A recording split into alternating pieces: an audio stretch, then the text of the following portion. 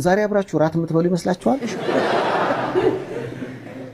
ምን አዲስ እንደተጣበሰ ሰው ምንድነው ጉዱ?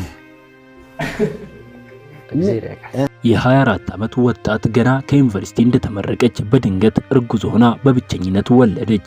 በከባድ ጭንቀት እስከ ራስ ማጥፋት ሐሳብ የደረሰችው የህይወት ፈተና ባለፈው ሳምንት በሰይፉ በኢቢኤስ ላይ የቀረበችው የቤቲ ሰለሞን ልብ የሚነካ ታሪክ የብዙዎችን ልብ ሰብሮ ነበር። የልጁ አባት ማን ይሆን ተብሎ በሶሻል ሚዲያ በርካታ ስሞች ሲነሱ ቢቆዩም እውነታው ይፋ ሲወጣ ግን ማንም ያልጠበቀው ድንገተኛ ክስተት ነበር። ቤቲ ማንኛውም ወጣት እናት ልትጋፈጠው የማትመኘውን የህይወት አሰቃቂ ወቅት አሳልፋለች። በብቸኝነት በኢኮኖሚ ውጥረትና በከባድ የስነ ልቦና ስቃይ ውስጥ ሆና ያንን ሁሉ መንገድ ተጉዛለች። የሶሻል ሚዲያው ተከታይ ግን አባትየውን ለማወቅ ይጓጓ ነበር።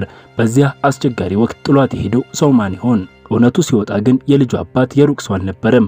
በፋና ላምሮት የአሸናፊዎች አሸናፊ በመሆን የሚታወቀው ድምፃዊ ሀብታሙ ነበር። በዚሁ ሳምንት ሀብታሙ በዚያ መድረክ ላይ ቀርቦ ከቤቲ ጋር ፊት ለፊት ተገናኝቷል። ነገር ግን የእሱ ርቆ መሄድ ከርቷት ወይም አልፈልግሽም ብሎ አልነበረም።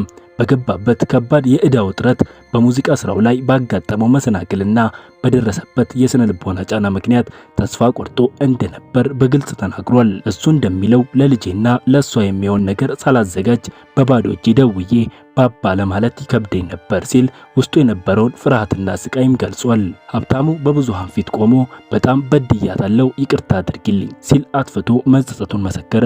ቤቲ በወለደችበትና የሰው እርዳታ በምትፈልግበት ሰዓት አጠገቧ ባለመኖሩ ብትጎዳም በዚያ ቅጽበት ግን ቁስሏን በፍቅርና በይቅርታ አከመችው። ይቅርታውንም በሙሉ ልብ ተቀብለዋለች። በመጨረሻም ሀብታሙ ማመን አቃተኝ የሚለውን የብዙአየሁ እንደምሴ ሙዚቃን ለሷ ተጫውቶላታል። ያንን ሁሉ ህመም በፍቅርና በይቅርታ ለውጠውታል። እናንተስ በእነሱ ላይ ያላችሁን ሐሳብ አስተያየት ከታች በኮሜንት ላይ ግለጹልን። ይህንን ቪዲዮ ላይክ በማድረግ ቤተሰብ ይሁኑ። ሰናይ ቀን